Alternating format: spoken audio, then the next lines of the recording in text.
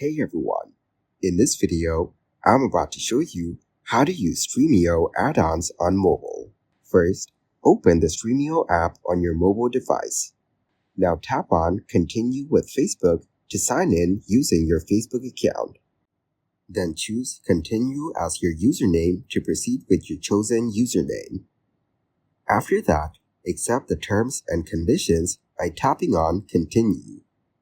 Next, tap on Add-ons to view available add-ons. Here, you will find the list of community add-ons that you can install.